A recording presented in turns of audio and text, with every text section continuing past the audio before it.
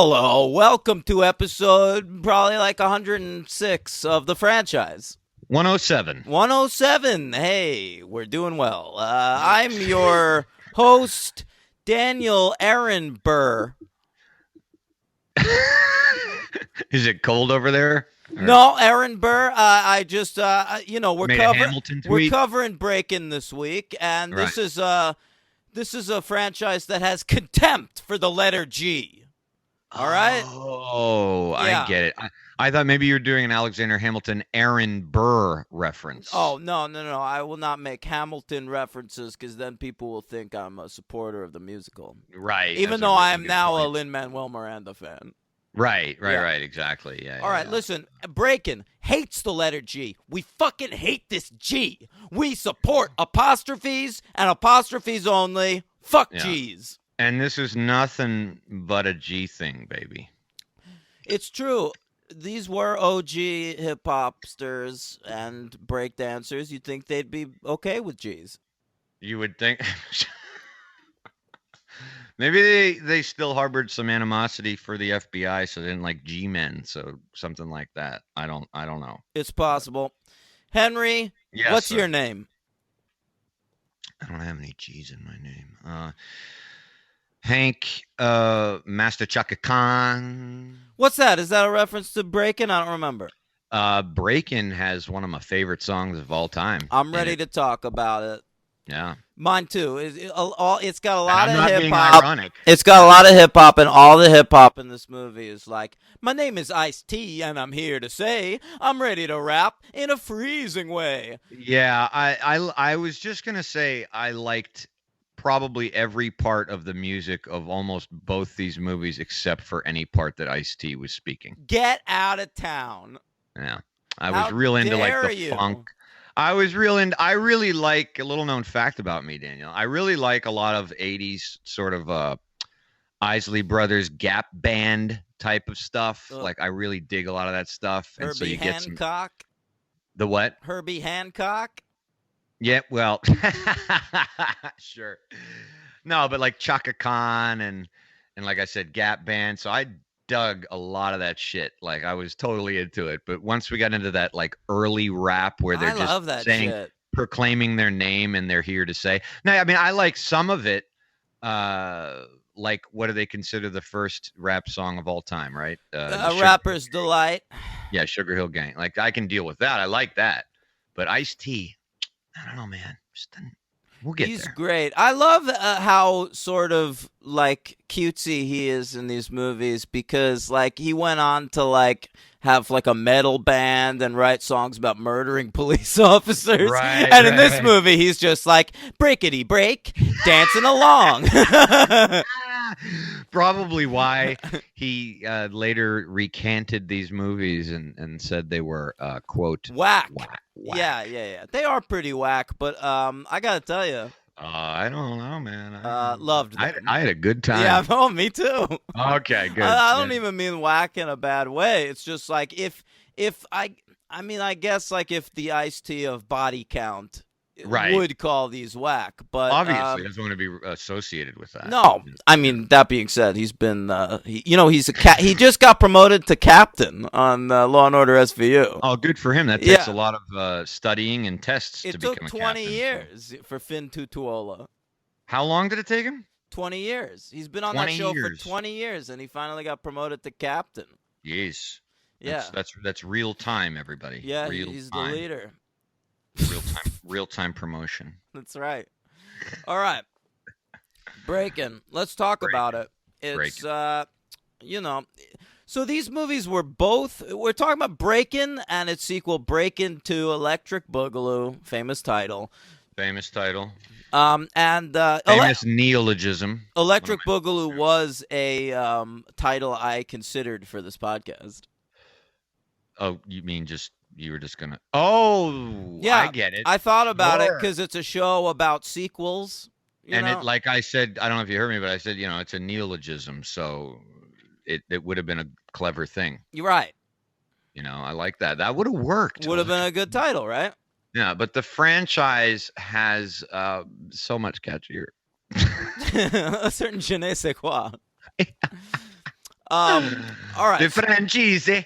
So Breakin' and Breakin' 2 Electric Boogaloo were amazingly both released in 1984. Impressive. 7 months apart. They managed to get these out. They were both totally rushed through production. These are canon films. We touched on canon with the Death Wish sequels of the Sure. 80s and 90s. So Menahem Golan's name is on this baby. Yeah, I noticed that. Mm-hmm. Yeah. But this is back in like '84. They're still making kind of legit movies. Sure. Canon put out a fucking Cassavetes film that year. Really? Yeah, Which one was that I won't see? Love Streams. It was it's an honorable mention on my list. Oh, okay. I have honorable mentions since we only have one list to do. Yeah. Yeah. All right. So Canon rushed this baby through. It's I guess Menahem Golan became aware of a German documentary from Yes. 1983 called Breakin' and Enterin'. That's double apostrophes instead of G's. Meanwhile, at the same time, another studio is developing a breakdancing movie called Beat Street. Great. I haven't seen I that. have. Great movie. And so they want to get this baby out before Beat Street. Get in on the ground floor of this breakdancing fad. Sure. Yeah. So they pull in a few of the breakdancers from that documentary. Shabadoo and Boogaloo Shrimp. Yeah. Yeah. They're both in the Breakin' and Enterin'. And so they are in this movie. And the Boogaloos. Yeah. Yeah. They hire a director, and who else do you get for your 1984 breakdancing movie? But Richard Donner. why would it be him? I don't know. He was flying high in the 80s. No. Superman, Lethal Weapon. It's Joel Silberg. Oh, Joel Silberg. Now, this is a man who, prior to Breakin', Yeah. He made Hebrew language films. Yeah. Interesting. Some of his films include Herschel, Kuni Lemla Batel Aviv. All right? The Sage Gamaliel. All right? The Simchon Family. These are all real movies. His first film's The True Story of Palestine. That has to be weird. I'm glad. It's refreshing to hear. It makes me feel good about something that you, being Jewish, have extreme difficulty pronouncing Israeli and Hebrew titles. Just as anytime I see a Celtic type of thing, I feel like as an Irish, half Irish, I should know just inherently how to pronounce and read it. That's not the way it works. Yeah, is it Laok or Lauk? Or... Right. I mean, who fucking knows? You gotta study these things. I did not go to Hebrew school. I was bar mitzvahed in the subway at the age of 22. True story. Yeah, and I dropped out of Celtic dance. The dance of, I did see that once. Remember that fad in the 90s? Catholic dance? No. Celtic, what was that thing? Oh, river dance. River dance. Yeah. Michael Flatley, Lord of the Dance. The Irish people were very, very proud of that, I'm sure. That's right. It was great. Listen, there were a lot of Celtic things were hot for a second. Well, it's a cool. There were the Corrs. Remember the Corrs? Yeah. There were those cute girls who sung Celtic shit. Then there was Celtic women. Remember that? Oh, Jesus. We sold that all the time. Oh, baby. Barnes & Noble sold those like hotcakes. Oh, yeah. And, or I guess like potatoes or something. Right. Now, I know. You guys have a tough relationship. Yeah, there you go. All right. Yeah. Pure Moods, I think that had some Celtic shit on it. My mom had that. I think she ordered it off the TV. Sweet. Okay, so you get Joel Silberg. He puts on the director's yarmulke for this movie. We got a writing team of Charles Parker and Alan de Beauvoir. De Bois. In America, that would be de Beauvoir. De Bois. Both of them, Belle Biv DeVoe. I don't know how yeah, to say. they're only credited for Breakin. Mm. All right. Okay. Charles Barkley and Belle Biv DeVoe And wrote also Breakin'. Gerald Skyfe has a writing credit on this movie. He went on to work in film as a construction worker. Oh, Yeah. went well for him. Yeah, he worked on Titanic. Well, then it did go well for him. Yeah. As if Cameron gave any of those guys a piece of the action. Oh my God, are you kidding me? Cameron treated this guy like garbage. I can't wait till we do Terminator or Avatar and we are able to find some dark web interviews with James Cameron. That's going to be fantastic. I would love it. Okay. Yeah, that'll be fun. Yeah. He'll talk about, his decision to get How that great he is. beard and then to get rid of Right. it. Yeah. Breakin' was a huge hit, Henry. Yeah. Came out May 4th, 1984. A budget of $1.2 million. Box office $38.7 million. Ooh. Big hit. I didn't know that the budget was that big, actually. That's because it's not a bad looking movie. I'd never seen this. So I wasn't sure what to expect visually, but okay. Yeah. All It right. came in at number 18 at the box office. Wow. Yep. That's high. Really high. Yeah. Here's a couple movies that were right below it, okay? These are movies that Breakin' made more money than. All right. How about this? Bachelor Party.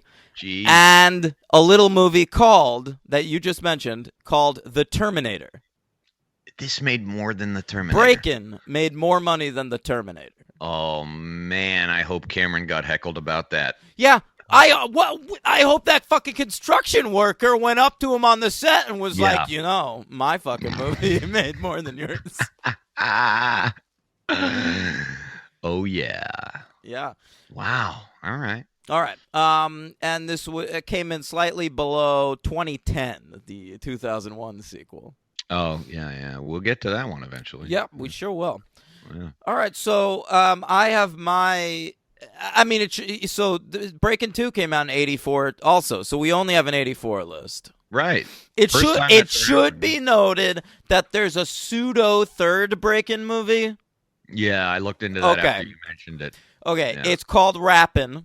Right. They decided, let's cover another fad, like hip-hop, Right. not knowing that hip-hop would be all music 30 years later.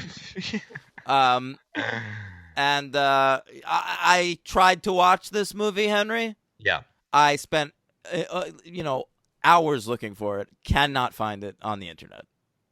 I think you're fine. Does not exist. But good for you for trying. I tried to do my due diligence, but Yeah. I mean, it's the connections it has to Breakin' are Joel Silberg directed it, and Ice-T is in it. That's it.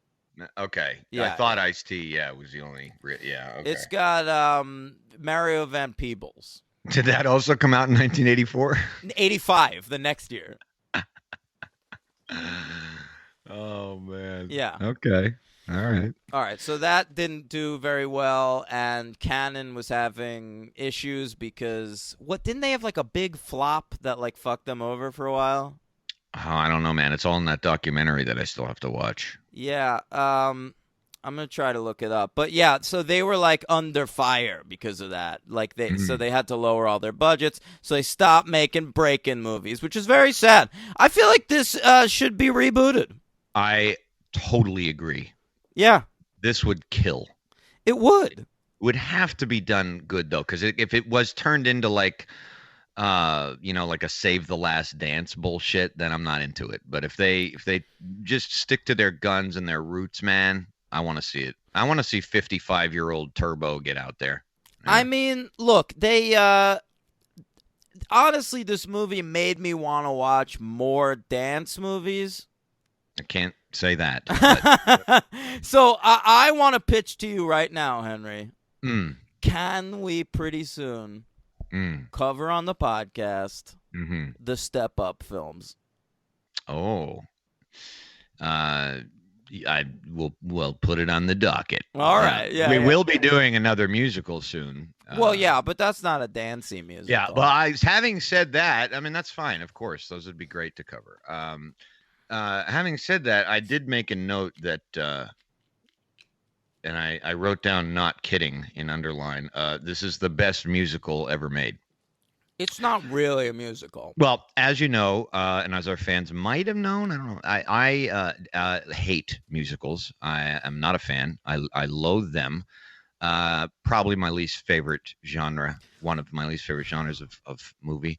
And so, for a movie like this to entertain me I have the ability all the to way get through, into a musical, and I I can't will do it. still say if we are counting Breakin' as a musical, it would be in my top 10. Yeah, I don't. I mean, I'm being a little facetious in that I don't think you. I mean, I don't know what you can say. I guess I was assuming you don't. But then again, in Breakin' 2, there are full-on musical numbers that take place in the streets where Breakin' people are. 2 Electric Yeah, Boogaloo is much more of a musical than absolutely. Breakin'. So let's say my top 5 musicals are number 1, Hmm. Singing in the Rain. Okay. Number 2, The Sound of Music. Okay. All right. Number 3, the South Park movie. Number 4, Once. Mhm. And number 5, Breakin' 2 Electric Boogaloo. There you have it. My I like top it. 5 musicals. I like that. Yeah. Having said that, I did enjoy the movie Chicago. I did like that. Yep, best picture. Did it? Oh, that's right. Yeah. Yeah. Jesus. Yeah. Okay. Well, It was okay. I don't mind that movie. yeah. The performances help. Yeah, for sure. Yeah.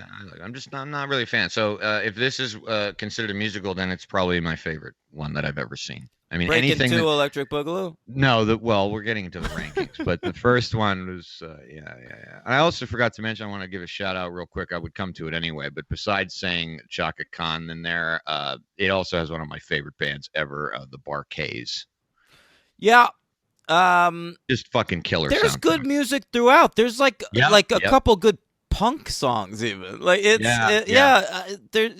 But I they guess took it some was care with surprising. the soundtrack. I thought it would, yeah, like I thought it would be a lot of, I just always forget how much I like a lot of that 80s stuff because it's just not stuff I really listen to that much besides the Isley Brothers who are also 70s. But Yeah. like the Bar-Kays and the Gap Band, anytime I hear them, I'm like, holy fuck, I love those two bands, you know? And I just forget it. You know what's a big recommendation for me that I just watched? Another early 80s sort of pseudo musical. What? Ladies and Gentlemen, the Fabulous Stains. Never heard of it. Really? That shit is fucking bonkers good. It's got a crazy young Diane Lane. I think it's the best performance she's ever given. She's in a movie that's in my honorable mentions for this year. Oh, I'm excited. Let's get into it. What are your 1984 top 10? All right. Well, my honorable mentions in no order are Robert Altman's Secret Honor. Oh, the Churchill movie. No, the Nixon movie. That's what I meant. Right. Yeah. Very similar people. I was thinking about fucking Darkest Hour. Sorry. Oh, God, Yeah. no. No. No. I know. It's on the Criterion. I've never seen it. I own it. It's great. And yeah, it's like it's just Philip Baker Hall by himself. It's great. Really great movie. This made it on air. I never made it. I never really gave this credit, but I love this movie. I can't wait till we cover it. Gremlins. Yeah, Gremlins is great. Let's haven't cover seen it. it There's only here. 2 of those babies. Yeah. As much as I hate the director, I kind of had to put the Terminator on there as an honorable mention. Yep. All right. That's totally fair. And the last 2 honorable mentions, I have Splash. Splash. Sure. All right. Sure, why not? It's an honorable mention. And Francis Ford Coppola's very underseen, underrated film with Diane Lane, The Cotton Club, of course. I have never seen it. That's really good. Yeah. I hadn't seen it until about 5-6 years ago, and I loved it. Don't really get why it's not more popular, but Well, because everyone turned on Coppola. yeah, pretty much. Yeah, After One from the Heart. Oh, baby, yeah. All right, so what are your honorable mentions? Here's my honorable mentions, and these are all great movies that 1984, great year. It was a very good year. So, yeah. These are movies I love, but did not quite make the top 10. Purple Rain, Mm. Friday the 13th, Part 4, the final chapter. I thought about that one. Mm-hmm. Yeah. Dune. Ooh. 16 Candles. I'm adding that to my honorable mentions. All right. Yeah. I Stop. wanted to do that. All right. Stop Making Sense. Always wanted to see that. Never Mhm. did. The Killing Fields. Ooh. And John Cassavetes' Love Streams. So, Okay. all right, let's do it. Top 10. And I got to tell you, this top 10, they're all Stone Cold classics. I love every one of my movies with all my heart. And I only really had one change. A lot of order changes, but only one. I had Killing Fields and Love Streams on my original list and replaced them. Well, I was able to put on a movie that at the time when we wrote our list, I made a note at the bottom saying, have not seen Once Upon a Time in America or Paris, Texas. So you have now seen Paris, Texas. I own it. Yeah. Yep. So, all right. So anyway, but number 10 is Indiana Jones and the Temple of Doom. I thought about that. It dropped a lot, though. It was higher before. Yeah. You but know, it's on there, man. Pop Cake Capshaw out of there, and you got something. My number 10, making its list debut, is Brian De Palma's Body Double. I've never seen it all the way through. Fucking great. Yeah, I love De Palma, but I never saw it. All right. Number 9, Broadway Danny Rose. Number 9 is A Nightmare on Elm Street. Okay. Number 8 is perennial favorite of Henry's, Moscow on the Hudson. Oh, yeah. My number 8 is making its list debut is Broadway Danny Rose. And I rewatched it pretty recently, like a month or two ago. And it's great. It's phenomenal. Yeah, great. I'm glad that's on there. Number 7 is Paris, Texas.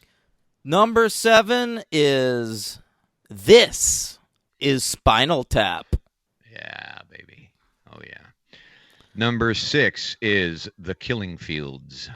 Yep, great one. Number 6, a debut film by a couple of brothers, the Coens, Blood Simple. Here it is. Yes, sir, Bob.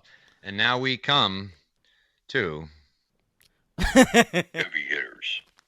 These are the grand slams, the slap shots, the three-pointers, the touchdowns, the curling when the puck gets close to the circle. These are the heavy hitters of the franchise. Heavy hitters.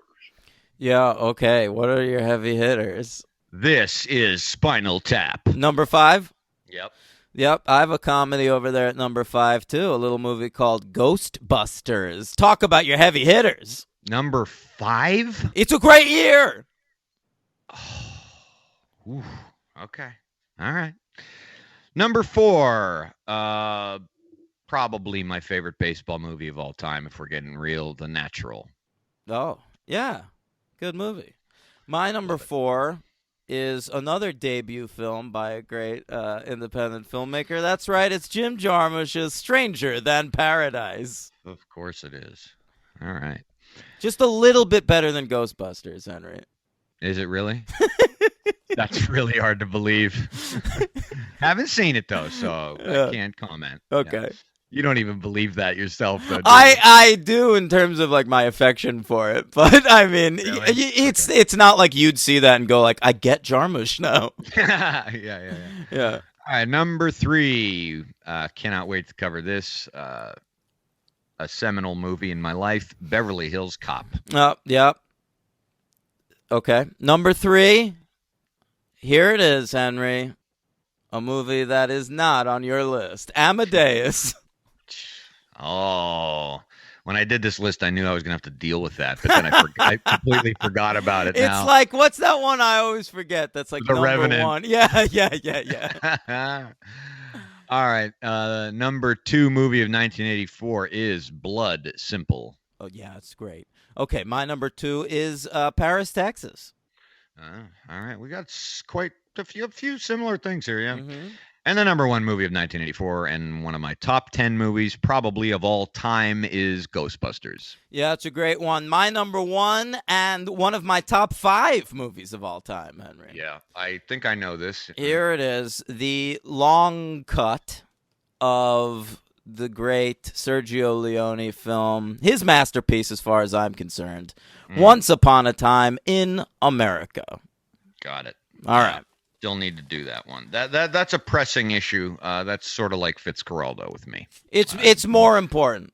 Oh, okay. Once Upon a Time in America. Honestly, it's like, for me, it's probably like Do the Right Thing, Jaws, Once Upon a Time in America. That's my top 3 favorite movies ever made. Yeah. All right. Yeah. I years and years ago I saw the shortcut version of it and wasn't that impressed. So the shortcut's fine, but it cuts out the shit with them as kids, and that's kind of my favorite part of the movie. Right. Okay. Yeah. See. All right. Well, there you go. Yeah. Just remember to get involved in the movie and don't think too much about what James Woods is up to in real life. I won't. Yeah. Okay. Listen, Breakin, the first one. Yep. Opening credits, you got graffiti credits. I'm loving it. People are... I was in. What? You were in. I was in. Yeah. People are dancing. Everybody's sporting a mullet. Everybody's got a headband on. It's 1984. The clothes are out of sight. Yeah, they're out of control. So we're following this actress named Lucinda Dickey. Lucinda Dickey, who plays Kelly, a.k.a. Special K, in this film. I'm going to say right out the bat, I was in love. Is that right? Yeah, never seen her in my life. Even with that mullet? I was hooked. I didn't care, man. I didn't care. I was in love with this Lucinda gal. That's so funny to me, man. She's got something. Got some very plucky and very attractive, and I like her voice, and I thought she was good, man. I mean, I wasn't really expecting much from this movie, and it sort of delivered on the performances, with a couple of exceptions. Come on, the performances aren't great. No, well, the worst for me, I think you might disagree, or I don't know. The guy who plays Ozone. Wait, you mean Shabba-Doo? Yeah, a little tough to take. Much more so tough to take in the second movie. Agreed. Oh, really? Okay. I think Shabba-Doo is getting a little big for his britches. Yeah, there's a lot of that. There's a lot of that happening. But well, what'd you think of Lucinda? I thought she was good. I want to point out right now that I knew this was coming. What? Are you gonna say who she's married to? Yes. Go ahead. Okay, she's married to Craig Peligian, who is one of the top-ranked executive producers on a little TV show called Survivor. Yeah. So, I mean, she's got to be cool in your book, right? She likes that guy? Yeah, and she's got to have, visited some of the sets. I'm very interested to see how Special K... I'm going to, go back and watch all the Survivor reunion shows, look for her in the audience. Yeah, maybe she's there, man. She probably is. Popping locks and shit. Oh, my God, I wish. So she was like a classically trained ballet dancer or something. Okay. And I think she was a gymnast in real life. Gymnast. That makes sense. Yeah. Yeah. Okay. And so she is, it's one of those movies where, a classically trained person, falls in with the street kids. Oh, yeah. And I love that formula, man. It's it always great. It's always great. I love the cutting edge where, the ice I remember that. There's a hockey player has to, train to be a figure skater, it's from the wrong side of the tracks. Oh, yeah. Common trope. Sure. Yeah. It's great. So she, at the beginning of the movie, is dancing in a company led by a fella named Franco. All right? Great guy. He's one of the villains of the film, and he tries to bone her after dance practice and seduces her with the line, possibly my favorite line in the movie. Oh, there's a lot. Let the music caress you when you move. Nice. Ooh. All right. Very nice. Doesn't he like touch her cheek when he says it too? Oh, he's touching on. He's touchy touch, man. Yeah. Time's up, Franco. Oh, you mean James Yeah, Franco? yeah, Franco? it's true. It's true. I don't trust these Franco boys. Boy. right. He's one of the Franco brothers. Yeah. Now you see me, now you don't. So we cut to the streets, all right? It's some break dancers. Shabadoo's there. Boogaloo Shrimp. Shabadoo is playing Ozone, and Ozone is sort of like the head guy. He's got a glorious Jerry curl. He's wearing 8 belts, and He looks like an extra from the video of Bad. He's an extraordinary dancer, though. I mean, like, amazing. So is Turbo, dude. Turbo is played by Boogaloo Shrimp. He's sort of like the beta of the crew. Yeah, he's awesome. I struggled. I thought maybe he was a gay fella. Which one? Because I thought that about Ozone. No, Turbo. I really thought that about Turbo, but then he has a love interest, a female love interest in the second movie. Yeah, I wasn't sure about Who didn't Ozone. get a single line of dialogue. You what? Who? The his love interest for fucking Turbo is in both of these movies and does not utter one line in either one of them. She speaks through dance. Yeah. The two of my favorite lines of dialogue, I'm just going to get them out of the way right now. One is said twice in a row by the bad guys, the rival breakdancers. I don't believe in Breakin, it's the electrodes, right? That's the second one. That is the second one, yeah. The first one, it's a Hispanic fellow and his black friend. And they have a line in the street, obviously, where they are talking to Turbo and Ozone. And one says, "Yeah, we're going to put you under." And before his line is finished, the other guy starts the same line and goes, "Yeah, we're going to put you under." So Weird. That was some good booming. Did neither of them know which line was whose? There is I don't know, but it worked. There is some ADRing in this movie. There's some ADRing, and one of those guys also says, in the context of a dance floor, I can't think of a better place to say this to somebody. He goes to, I believe, Ozone. He goes, "You looking at death, man." Yo, there's so much of that, dude, where they're talking to each other like someone's gonna die tonight. That's right. Really all that's gonna happen is they're gonna dance at each other. And here's another thing I don't understand about these dance competition gangs. It seems, how do you win? That's the thing. It seems to me that someone always dances so well that everybody in the room just accepts, well, we have a winner. Right. It's never close. There's never one of them that's going what the fuck? I was better. Wait, yeah. Everyone accepts it. It's unanimous. The people who lose accept it. It's just they look so dejected. Yeah, it's true. They're putting their all into this dance competition, and then all of a sudden the tenor of the room shifts. It's decided one of them wins, and then the other ones are just we did our best. And it's just decided by the people who basically say we were better. Right. I'm watching this show Pose right now, Henry. Recommend, by the way. Okay. About the trans community in New York in the 80s. Uh-huh. And they do this thing called the balls. All right? I know. So they go into this club, and they all have to dress in a certain theme.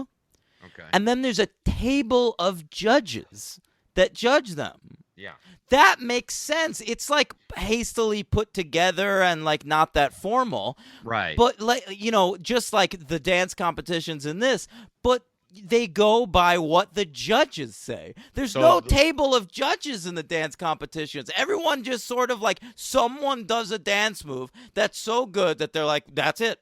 Forget Done. it. I'm out. Yeah. And so I was laughing. I thought balls would be a double entendre, but I No, guess no, it's just a ball. like a Yeah. debutante ball. Right, right. It's exactly Okay. like that. That's good. Mm. The thing I wanted to point out, you segued into very nicely, was I wrote more notes on this than I thought I would, but not on the movie, but on this topic. In going in line with every time you think that it's getting heated and then it just dissipates into a dance. What a peaceful world the world of Breakin is. It is like Everything is resolved. There's complete and total racial harmony. Yeah. There's like everyone gets along, even the people who don't like each other. Race is never brought into it. You have environmental concern because at one point Lucinda Dickey yells, "Ozone, don't go." Jesus. Good one. Good note. Thank you. You have concern for the handicap. In the scene where they have a man who maybe has spina bifida or something gets out of his wheelchair. Oh my God, that shit was incredible. He's breakdancing on stilts. Pretty cool. I mean, what's not to like? I mean, this is a great world. You have a scene in a hick bar where a bunch of white Republicans are beating the shit out of each other.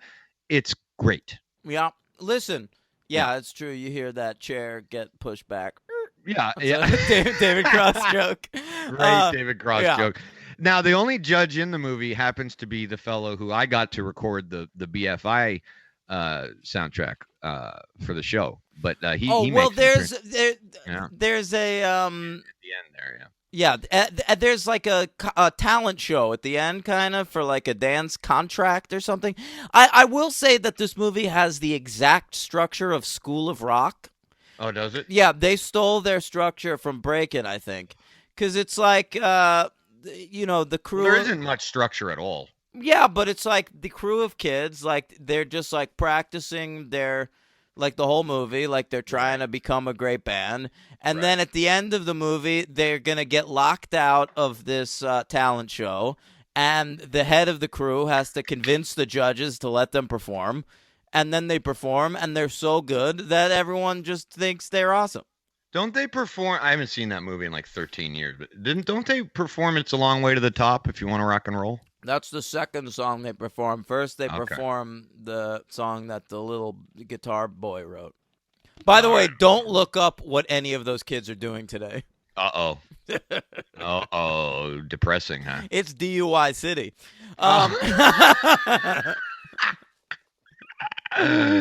Oh, Lord.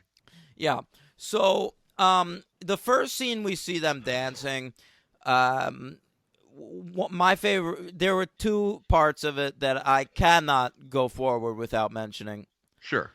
Number one, they put a little hat on the boombox, and that was great. Okay, nice. It was good. It was MVP. The boombox. Yeah, the hat. yeah. And did you notice Jean-Claude Van Damme? No, and I only knew it in retrospect, and I really wish I had cared enough to go back and look, but I didn't. He's all over. Really? Yeah. He's unmistakable. I thought it was like he was in like one little bit back. He's an extra in the scene. He doesn't have any lines or anything. Right. But he's this like guy who's like built like a brick house. He's wearing a black tank top. Okay. And his muscles are sticking out, and he's dancing. He's dancing. Yeah. It's a real blood sport for him. So you see him in the background of like 6 or 7 different shots. Oh, JCVD, boy. he's right there. Wow. Universal Soldier. How have we not covered JCVD yet? That movie? No, I mean him in anything. That's a great movie, by the way. What are Jean-Claude's sequels? Franchises? Universal Soldier, you mentioned. Universal Soldier. It doesn't Bloodsport have a sequel or a couple? Maybe. Kickboxer. There you go, man. We got to cover this guy. Yeah. He's got tons. Yeah. Street Fighter. Yeah. That's fine with me. No argument here. Yeah. I was talking about video game movies recently, and, I don't remember where I was going with this.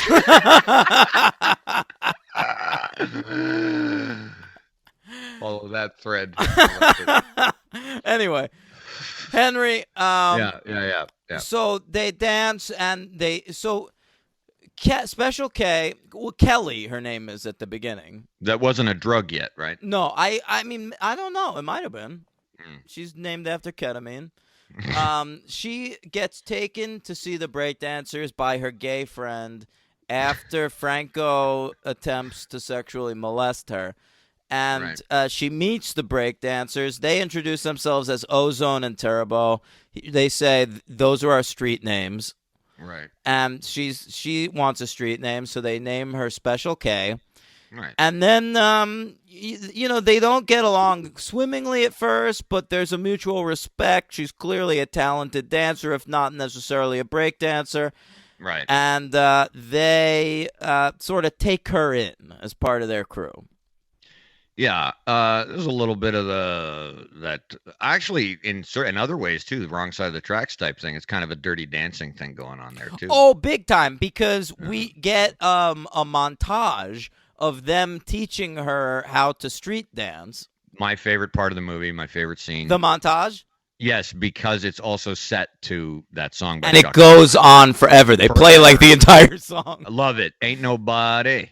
Yeah. It's great. Great song. I've always loved it, and it came out of nowhere. I was like, "Holy shit, this movie really means it, man! They're getting good stuff." So yeah, it's cool. a good montage. You see her getting periodically better, and the stuff where she fucks up is dynamite because we see her like attempting breakdancing earlier in the movie, and she's sort of like not amazing, but like perfectly impressive. Right. And then when she's doing this, she's just like, like she tries to do a fucking dance move and she just like falls like 100 times. I think that one of the best things in the movie is just repeated laughter. It's not intentional, I don't think, but Turbo and Ozone, I mean, dancing is not only their life, as they state several times, especially Ozone.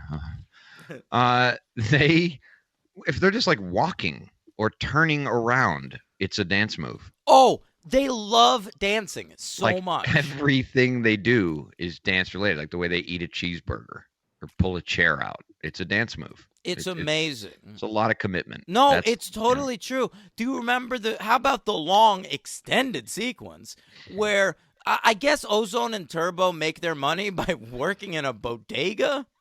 Yeah, that was hard to discern how they made a living. I didn't know. They're working in a bodega. Ozone sends Turbo out to sweep the street. Right. All right? Yes. He goes out there with a broom. And he misinterpreted it. Yeah, and he does sort of like a street version of like a Fred Astaire broom dance. Yeah. Yeah. For sure. Yeah. It's dynamite. Turbo. Yeah.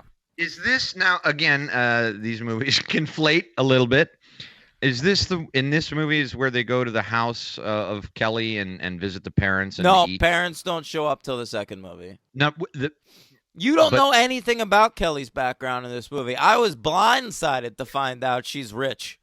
Oh, okay. So that whole dinner sequence where Turbo's eating real funny and all that, and he has like an octopus he gives to the cat. That's very funny. That's an Electric Boogaloo. Yeah. Jesus Christ. Okay. It's basically they're 87-minute movies. It could have been 1 3 hour. I mean, I'm glad they wasn't. I watched them back to back. That's how into them. Did you? Yeah. Yeah. I didn't do that, but yeah. So Henry. Yeah. They teach her how to street dance over the course of a day. And then they celebrate over some camera-facing RC Cola. Yeah. Yeah. Like Which, the seventh way, best cola. Back to the social concerns of this movie. Another cool thing you mentioned, I forgot about this guy, her gay friend who brings her into this whole world, and nary a gay joke is made. Oh, no. It's Which a dance movie, man. I mean, it'd be really out of left field. I guess you could make like one of the bullies make a joke. It's 1984, man. I mean, they, fuck. They'll make about anything. But I guess everybody's simpatico, making this movie, and everybody's cool, man. It is like very neat. It's a real nice movie. It is. It's just funny. It's like this pleasant thing. Yeah. It's just so funny. Hey, gang, do you want to spend 87 minutes having a real nice time watching a bunch of characters you're going to like dance?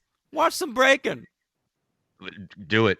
Yeah. Do it. I mean, having said all that, I can't give this movie 5 stars. Wait, I'm not ready for fucking Neither am I. Yet. I had to put that warning out there. I don't want to drop it like a guillotine on our listeners. No, I'm not giving it 5 either, but I'm giving it 4. Oh, are you? Yeah. Are you really? Uh-huh. Ooh. Yeah. All right. Okay. Henry. Yeah. I'm still here. This brings us to my favorite scene in the movie when they're celebrating over RC Cola and somehow end up in a bar fight.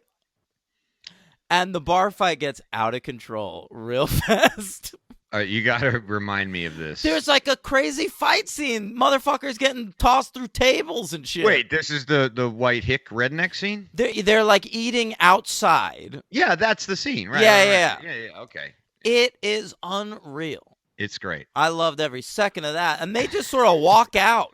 Like they get they involved in a fight, and then Right. they're like, ooh, let's step this way. And then the camera just stays there for a minute, and we watch a bunch of people fighting.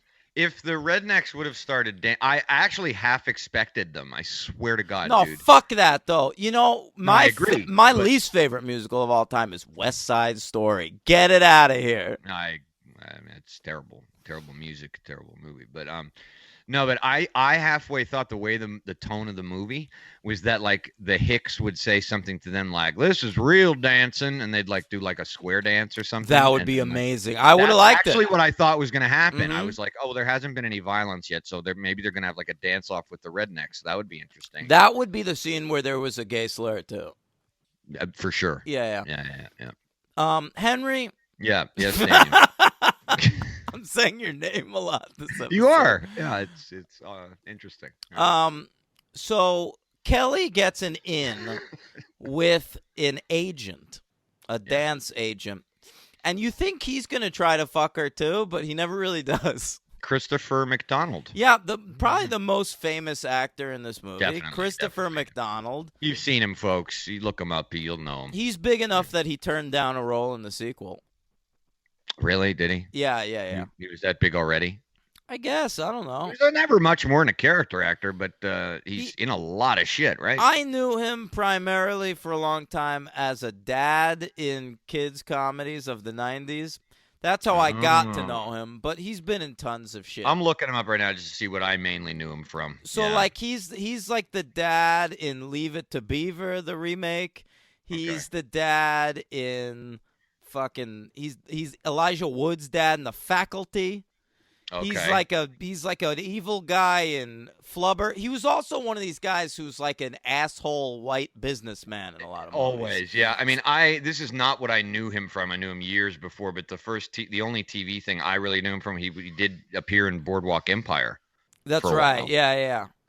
But he was also TV, a really under-heralded Mike White show that only ran one season with Jason Schwartzman and Catherine O'Hara and Christopher McDonald. Look at It that. was called Cracking Up. Okay. Speaking of Mike White, Henry. Yeah. He's going to be on this next season of Survivor. Really? Yeah. Okay. Speaking of Mike White, yeah, he came up again, right? And he wrote School of Rock. He's all over this episode. Yeah, I knew Christopher McDonald from like 80s stuff, like in bit parts like Outrageous Fortune, Thelma and Louise. He plays the white trash husband. He shows up in shit like that. You know what my generation knows Game him show. from primarily? What? Quiz show. No, Quiz show. no, Yeah. it's he's Shooter McGavin in Happy Gilmore. Okay, yeah, I wouldn't. He's like the main villain in that movie. Yeah, don't care. The asshole golfer. Right. Why don't you care? I don't fucking like Adam Sandler. I can't wait till we get to cover an Adam Sandler movie. You know what I'm going to do? What are you going to do? Make you listen to a ranking of every Adam Sandler movie. That's fine. Yeah? I'll rank them too, motherfucker. Yeah, but you haven't seen the 40 like I have. Daniel. Yeah, I don't know. So I loved Christopher McDonald in this movie. He's good. He's a He's very great. welcome He does try to presence. get with her. Let's be fair. He A does little try. bit at first. But then he's kind of respectful. Because she has a little thing going on with Ozone. Right. and he's gumming up the works a little bit. But there's a lot of layers to that ozone relationship. Am I right? So he when she comes in for her audition, she's telling him what I really like to do is breakdance, and he goes, "You're really talking like a street person. You packing a blade?" Which is my other favorite line in this movie. All right, that is a little bit racist. Packing a blade. So, but to his credit, he goes to the breakdancing competition at this club, It's blown away. wearing a suit, and he's into it. Yeah. He's not talking down to this shit. He's like, fine, I'll sign your whole crew, and we're gonna get you into this competition. Yeah. For sure. He even invites them to like a fancy party at his house, which they act like fucking assholes at. Yeah, again, Ozone kind of being a prick. Yeah. I think Turbo just wants to have some fun. He's a happy guy. Turbo's always in a great mood, man. Right. A lot, very great mood. He still Ozone is. I moody. looked up pictures of what they look like now. Yeah. And Turbo's just this like heavy set black dude. Like there's pictures of him like as an old man like on a red carpet like popping and locking. Oh, that's cool. I think he embraces who he is. Good for him. He's like, listen, I'm Boogaloo Shrimp. Right. That's who I am, man. Yeah. I'm iconic. What's the other guy doing? He seems to take himself a little more seriously. I don't really know what I looked him up. He never really acted again. I think he's an environmentalist. Is he? No, his name's Ozone, though. I had Oh, to make a God. joke. Enough with that shit. Apparently, he's an award-winning musical theater choreographer and director. Oh, well, okay. He's choreographed for Lionel Richie, Madonna, Luther Vandross, and Jamie Kennedy's MTV show Blowin' Up, to name a few. He also served as the associate choreographer and lead dancer for the 78th Annual Academy Awards, performing with first-time Oscar winners 3-6 Mafia and Taraji P. Henson for their performance of It's Hard Out Here for a Pimp. Wow. All right? Okay. Shabba-doo. He's doing all right. Yeah. All right. He's doing just fine. He's doing just fine. Mm-hmm. Yeah. He's currently writing his memoirs entitled The King of Crenshaw, How Breakin shaped American Pop Culture and Saved My Life. Whoa. Mm-hmm. Oh, I guess he's got some rough Maybe times. he had some demons. Yeah. Mm-hmm. Wow. Adolfo G. Quinones. Right. That's his real name, Shabba-doo. Right.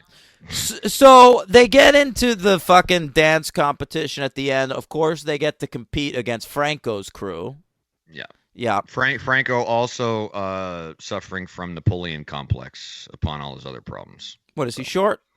Quite. I didn't notice. In every scene, he's like a foot shorter than every character. Yeah. It's pretty great. So it's funny because like it's a dance competition, but the judges are these like hoity-toity people. Like the fucking lead judge looks like John Quincy Adams or some shit. I told you, dude. He's the BFI guy. Yeah, they're real upstairs, downstairs people. Very much so. And, yeah, I expected John Cleese to walk out. But you get like one of those things where like they start dancing and they're like disapproving of it, but then like they get further in and like their expressions change. Like, ooh, interesting. I quite like this. Yeah. Yeah. It's a good crew they got on there judging. Hey, like you said earlier in the show, at least there's some fucking judges. Yeah. I mean, yeah, that's true. Hey, because, the judges give them the win. They give them the win. They give them the win. Turbo and Buckaroo Banzai show up in tuxes, and then they rip them off, right? And like they turn them into more like 80s. Oh, that's right. Yeah. Nice yeah, little it's tux kind one. of like a flash dance ending. Yeah, I've never seen Flashdance all the way through. Get on it, bro. Yeah. All right. So they do so well that they get their own live stage show entitled Street Jazz, which looks fucking insane. And I was just gonna say it looks fucking terrible. Like anything else they did in the movie was awesome, and then they get this fucking this show. looks like garbage. I'm not paying to see that. Stay in the street. I'll throw you $1. Special Jeez. K also gets a haircut. She's looking like fucking Zool at the end of this movie. There is no Dana, only Zool. Yeah. Maybe she was Zool. No, but more like later Same in here. Ghostbusters when it's like choose whatever. I know Yeah. who you All right, mean. all right, good. What the fuck you think I thought you Yeah. meant? And that's the end of the movie, Hank. We get another Ice-T rap at the end there, which is already setting up the sequel. Did you notice that? I did not. There's a line in Ice-T's closing rap. This story's through. Now wait for part 2. Boy, he was clever. Yep. All right, but he was right. Very prescient lyric. He was right. He was terribly, terribly clever. So yeah, all right. So what's your MVP LVP situation? Well, I'm giving it a 4. I'm gonna give it a 3. All right, that's crazy. You should give it a 4. You seem to really enjoy it. I I feel like you're ghettoizing this film. I guess for what it is, it's a 4-star movie. I told you it's hard for me sometimes. I have all these compartments, and on this show, sometimes by the stakes of this show, I guess this is a 4-star movie. Were I to letterbox this, I'm on there, I would put it probably at 3. But listeners who follow me on Letterboxd already know that Breakin is listed as a 4-star film. And like Breakin, that cannot be argued. It just is. Like any competition in Breakin, if you say it is, it is. It is. By the way, gang, follow me on Letterboxd as I am the franchise. Look at you. Mm-hmm. I'll go fine. I'll go with 4. Thank you. 4. It's. I really was expecting a complete piece of dog shit. And who's your MVP? Oh, that was easy for me. It wasn't that easy, but I was able to make up for it in the second part. MVP's Turbo. Oh, that's my MVP. Really? Yeah, I thought you were gonna go with Special K, but I wanted it to be Ozone or Turbo, and I fucking love Turbo. I really like that broom dance scene. Yeah, he's great. That's who I'm going with. Boogaloo Shrimp is my MVP. No, there you go.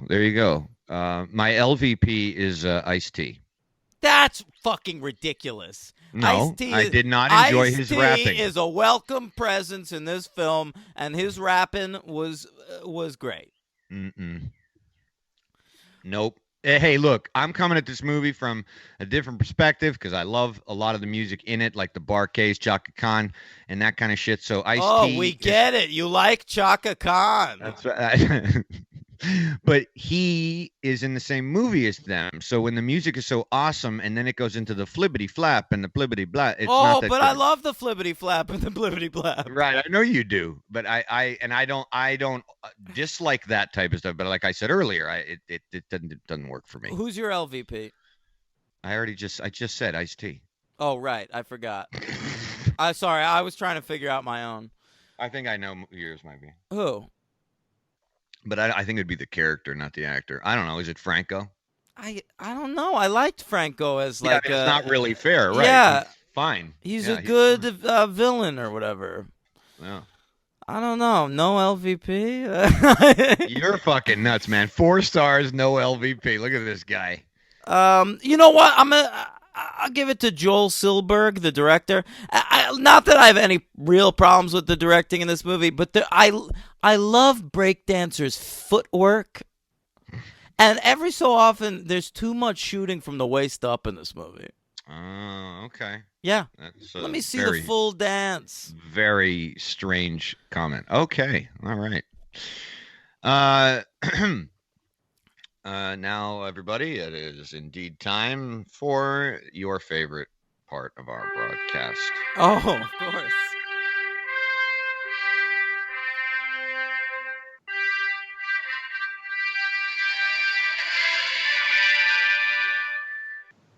Ice-T was in an episode of Batman Beyond playing Ramrod. I don't know who that is. Me neither. Okay. Two more. Short count. Christopher McDonald. Quite the voice actor. Yeah. He played and some major characters too. In Superman the animated series, he played Dan's favorite character in the Superman universe, Jor-El. Oh, Krypton. Christopher McDonald can replace me. He was also in Batman Beyond. He played Superman. Oh, that's interesting. Yeah. Mm-hmm. And in Beware the Batman, he played Harvey Dent. He'd be a good Harvey Dent. He'd be great, wouldn't he? I could see him as a live action. Me Harvey too. Dent. Perfect. Yeah. All right, and then my favorite one, Mr. Peter Bromelo. Is he the judge? Yes, he was once in a little movie from 1991 called The Rocketeer. Worked with Joe Johnston. Yes, and he played a character named, not surprisingly, the Nobleman. Yeah, that sounds about right.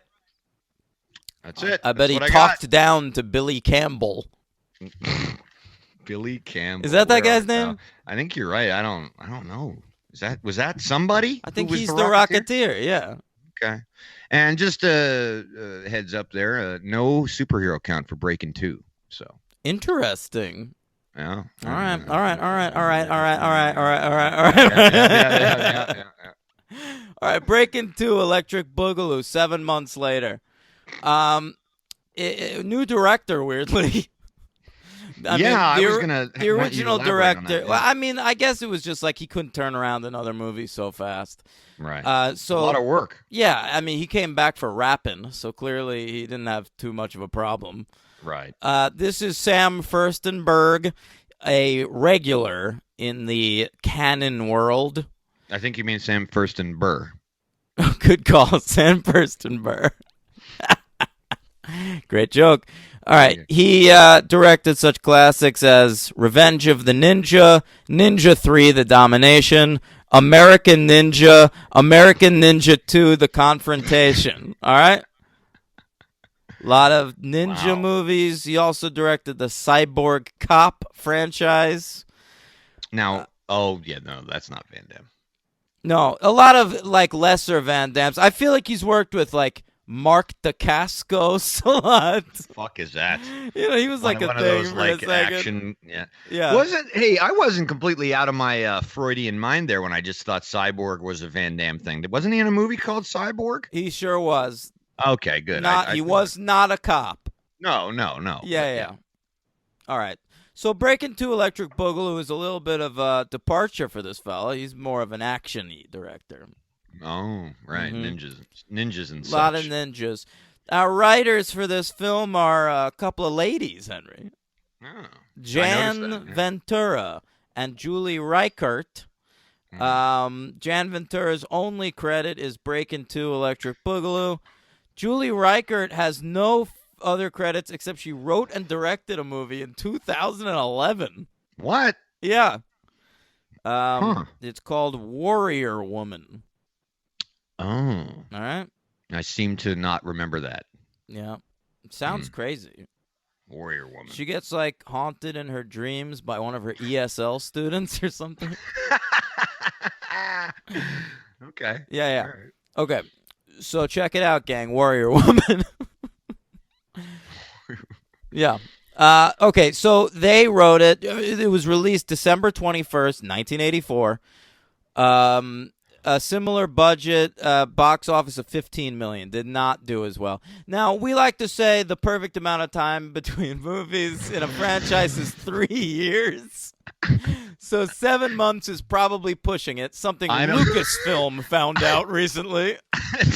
Something what found out? Lucasfilm found out recently. Oh, yeah, for sure. Did you hear the news, Henry?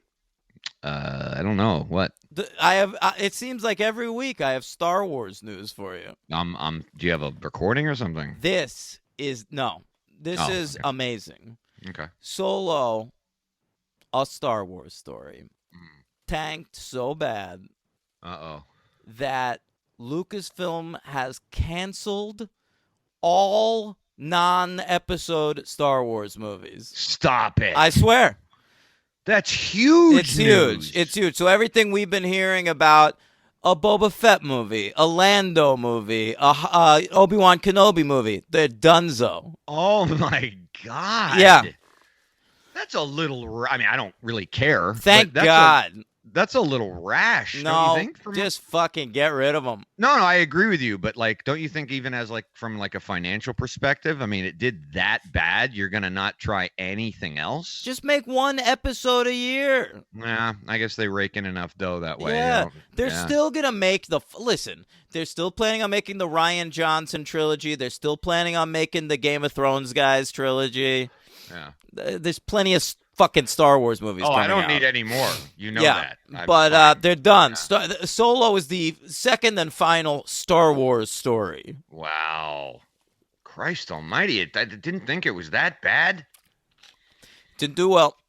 Yeah. People just watched Last Jedi, and a lot of people didn't even like it. So like, I'm one of them. Yeah. All right. Anyway, Breakin' 2 Electric Boogaloo. All right, it came in at number 63 at the 1984 box office. I will say it made less than Beat Street. All right. Ooh. Yeah. That had to hurt the breakdancing That community. had to hurt the Cannon Boys. Yeah. It made slightly more money though than both Children of the Corn and a movie we covered on this show, Supergirl. Oh. Yep, Supergirl bonus episode. Classic bonus a great one of our best episodes, I think. Agreed. Yeah. Okay, so this movie starts. We learn some things about our characters because we're catching up. I feel like, honestly, more time has passed between Breakin' and Breakin' 2 in the film world than actually has in real life. Yeah, it seems like it for sure. Yeah. So it turns out Special K is rich as all holy fuck. We get a glimpse at her parents' house, which is a through and through mansion with a fucking bean-shaped pool. You know people are rich when that pool is shaped like a bean. I never thought of that. Yep. Yeah, you're right. Like the rectangular pools are for sort of upper middle class. Are you kidding me? Rectangular pools? What am I? Some kind of dreg of society? Right, and refreshingly, the family, especially the father, is we do get in that dinner scene and all kinds of. We get some full throttle Reagan era racism. Yeah. They're very disapproving of Special K's choices. They don't even want her to go back to like ballet school or anything. I guess they're both like Princeton alumni, and they want her to go back to Princeton. They can get her in. Sure. Study I say Reagan era because there's even a welfare queen trope that's trotted out. They don't say welfare queen, but they say the thing that he was big on saying about how everyone who's poor takes advantage of the system, yada yada. It was quite accurate in the portrayal of that type of person in that great time. era. A great time. But listen, great time for we everybody. all love Ronald Reagan. He loved jelly beans. Very likable man. Excuse me, Saint Reagan. Shout out to Bedtime for Bonzo. Yeah, Saint Reagan from now on. Please. Yeah. Okay. All right. It also turns out that between movies, Special K and Ozone became lovers. What's going on there? All right, you got to refresh my memory. Is it because they live together? No, or they're like very that's affectionate? not a joke. They're kissing and shit. You talking about the scene where they're dancing with the dummy? No, they're what together. The fuck are you talking they're about? together in this movie. Oh, stop it! They are. We see them kiss at the beginning. We see them kiss. Yes. I must have been looking at my phone or something. Let's talk about that dummy scene eventually because that shit was bonkers. What do you mean? I'll tell you what, see them kiss? We see them kiss. It's just like we're catching up with our characters. We see them kiss, and so the narrative is telling you, oh, they're together now. I don't think that's what it was doing. Yes. Okay. I missed that, folks, completely. Wow, I must have been looking at my phone or something. All right. Yeah. So listen, the This is a more experimental movie, and I think it's by virtue of the fact that they had way less plot to burn through. Oh, for sure. This is a full-on musical. Yeah. Because there's extended musical sequences. Yeah. We got whole towns dancing. We got there's- mailmen dancing. That's right. Nurses dancing. That's right. It reminded me of Clerks too. And Mm. there's a scene where Turbo's dancing on the ceiling. Yeah. Apparently in real life, because a lady finds him and is like, "Oh, you can dance on the ceiling? Let's I fuck." wondered about that myself. I was slightly confused. Yeah, I but then thought it was meant to be a fantasy, but there then he I is. remembered that musicals don't make sense in the first place because nobody breaks out into song in unison. So it's perfectly acceptable. Oh yeah, I mean it makes no sense. But you can totally get on board with fucking aliens. That's science fiction, and anything is possible. Okay, it's magical realism. Hey, Henry, Henry, Daniel. Henry. Yeah, I am here. Yes. Listen, fucking. There's also that dummy scene. Let's just talk about. I want to talk about it right now. There's Yeah. a scene, and I hate these fucking scenes. So Turbo wants to bone a girl in this movie. He does. She is not granted a character name, and she has no lines. She's Hispanic, I believe. She doesn't speak much English, Well, correct? but that's a dubbing though. The actress playing her is an American actor. Jeez. She's Leela Rashon. She's been in shit since this movie. So they really didn't want her to talk. Yeah, I don't know why. And Okay. oddly enough, in real life at the time, was dating Shabba-Doo. Really? Yeah. No wonder he looks so moody during the whole film. Yeah, I don't think he likes Boogaloo Shrimp Women? getting Oh. in on his girl. So Boogaloo Shrimp goes to Shabba-Doo and is like, "Listen, I want to ask her out, but I don't know how." Right. And I'm not certain what age Turbo is meant to be. It is unclear. You reminded me quite a bit of Denny from The Room, in that like he could be like 12 or like 23. Yeah. And obviously, according to your hypotheses, it's doubly confusing for both men because they don't really know what is going on with themselves. Well, I'm not totally sure, but anyway, he's apparently a virgin, Turbo, and Quite. Ozone needs to teach him how to talk to girls. So they have this dummy sitting around for no reason. Good point. Well, I guess just for this scene. Because I noticed the dummy and I was like, "What the fuck is that doing there?" And then they started using it in the scene, and I was like, Maybe it's a sex dummy. I think it is. I like to picture. I think this scene probably ended with Turbo and Ozone DPing the shit out of this dummy. So Ozone teaches Turbo like how to talk to it and then how to dance to it, and then we're getting all these quick cuts where Turbo is visualizing Lilo Rashon as the dummy, and Ozone is picturing Special K as the dummy, and so they're all getting like hot and bothered over this dummy because they're not seeing a dummy, they're seeing their love interests, and then they're like getting real boners, and they're like getting close on the dummy, and then they're like practicing kissing, and then they all just take off their clothes and have their way with it. They all did just take off their clothes and I'm sorry, but the visual of the two of them viciously penetrating.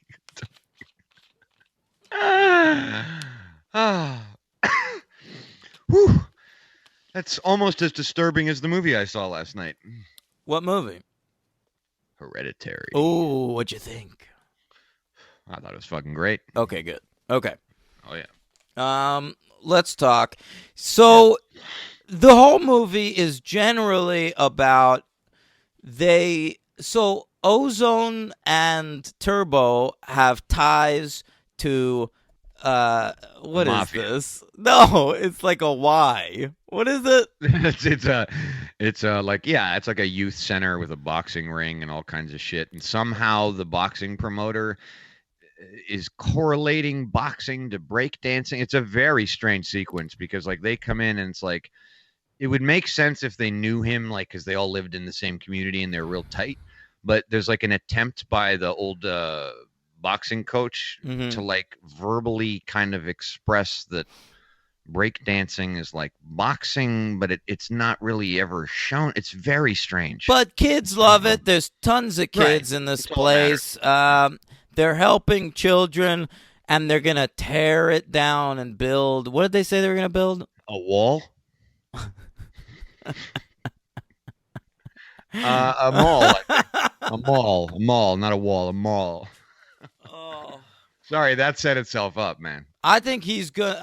This developer is going to get them to pay for the building of this mall. Yeah, sort of does. Yeah. You got to come up with this, or you're out.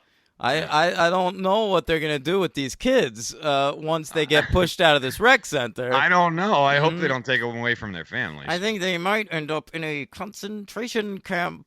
No, Right. that wouldn't happen. No, that's science fiction, It's right? fucking science fiction, dude. What is this, an Orwell shit? Come on. All right.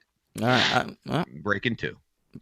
Okay, so they have to raise. He's a bummer in this fucking movie. I gotta just throw that right there. He's a little too serious business. He's a downer, and I even wrote a line down that says, "Ozone, stop bringing down your lady. Support your girl." Oh yeah, because Everything she wants to do is like, so I guess you're not gonna be around for the rec center. It's like, fuck you, dude. You know, she's just going to Paris for a little bit. You know, when God. did she go to Paris? She wanted to go to Paris. That was offered to her, and that's when he gets all upset. He like throws down the card, the fucking board. He probably can't lift in real life. Remember when they're working on that? No. And then his ex-girlfriend comes in and like basically threatens Kelly. Remember the ex-girlfriend in this? That's pretty dynamite. Yeah, that's Her good whole- stuff. Her attitude, yeah. Yeah. Just stay away from him. And it's kind of like open-ended. Like, well, why are you going to try to get him back? No, just leave him alone. Ozone's a hot commodity, all right? He really is. Yeah. So they have to raise $200,000 to keep the rec center. That's a lot of money. That's a fuckload of money. I Yeah. actually had that thought because I was thinking like today that doesn't translate for a lot of people as a lot of money. I mean, to me, it'd be a Franklin Mint. It's more money than I've ever had in my life. Me too. And more money than I ever will have in my life, probably. But back then, man, $200,000, 1984, that's a lot to ask. Yeah. So, they decide like, well, we can raise $200,000. So they have a car wash. Lemonade stand. There's a lemonade stand. There's like a weird mime in the crew at this rec center.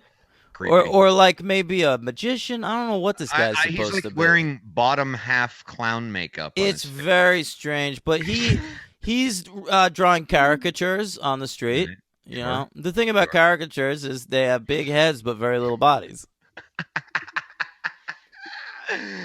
That's characters in a nutshell. Mm-hmm. Because they can fit in a nutshell. One of my favorite Scott Aukerman jokes of all time is how would a caricaturist draw a caricature of one of the Easter Island statues?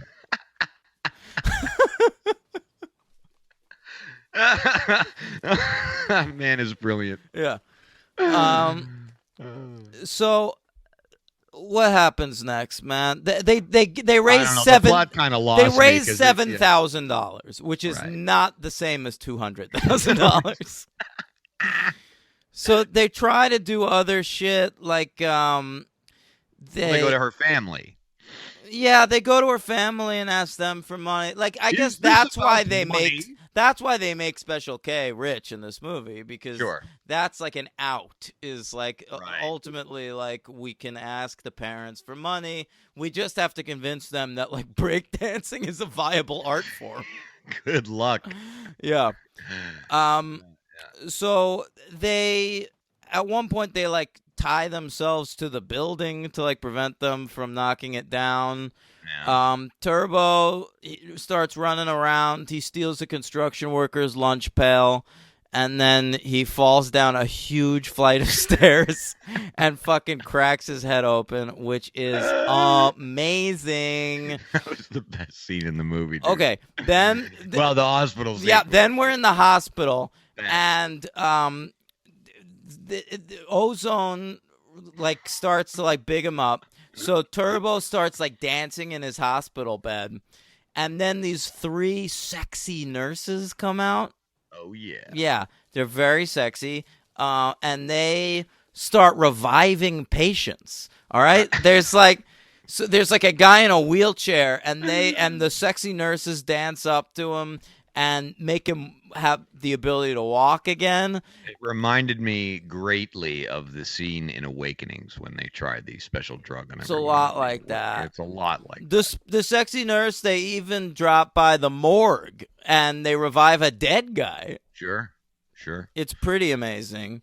Yeah, magical realism. Magical realism. It's an incredible scene, and so I was really actually glad that scene happened because, I got to say I was definitely not as into this movie as the first one, which surprised me only by reason of hype because I've only ever really heard about this movie. Well, but, it's only famous really for the title. Right. It's such a crazy sequel title. Right. But it was losing me, and then it did get me right back, I have to say.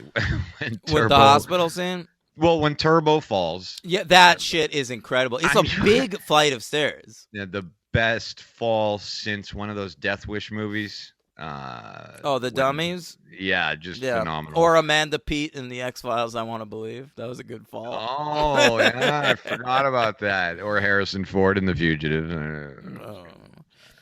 All right. Can I get a Harrison Ford, please? Commenting on breakdancing. Oh, sure. Fuck. Boomboxes. Why did it have to be boomboxes? And scene. So the hospital did bring me back to life, along with the morgue patients. Yeah. What about you? It was great, but there were things I liked before that. They were just like sort of sporadic, like because there is like the dancing on the ceiling thing. There's the crazy dummy scene.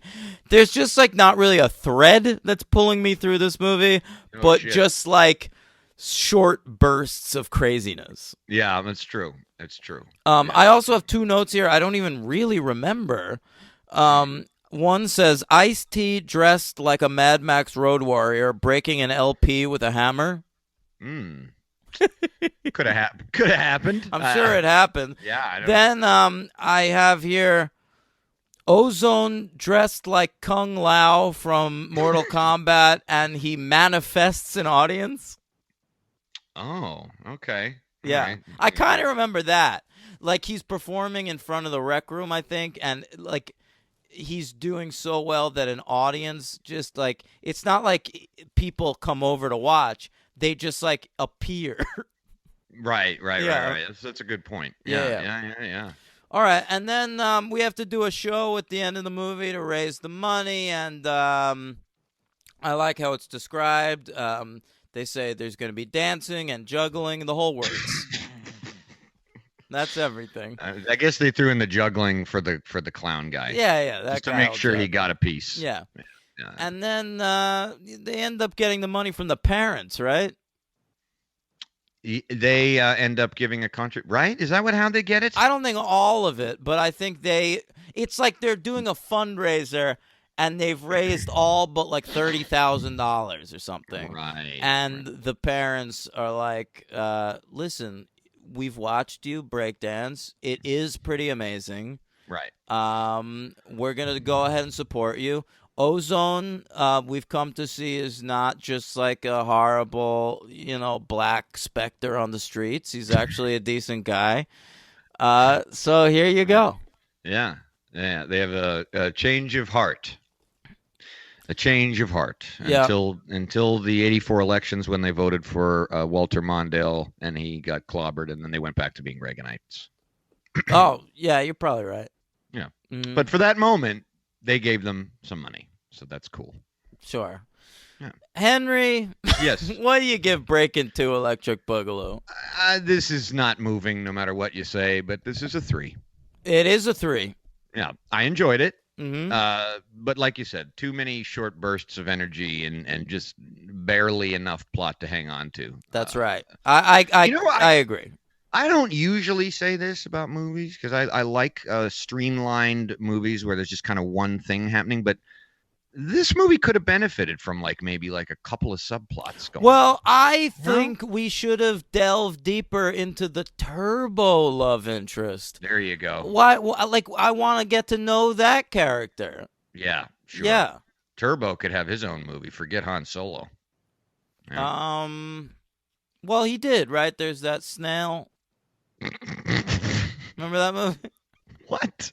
There's that movie Turbo about a snail. Oh, right. DreamWorks?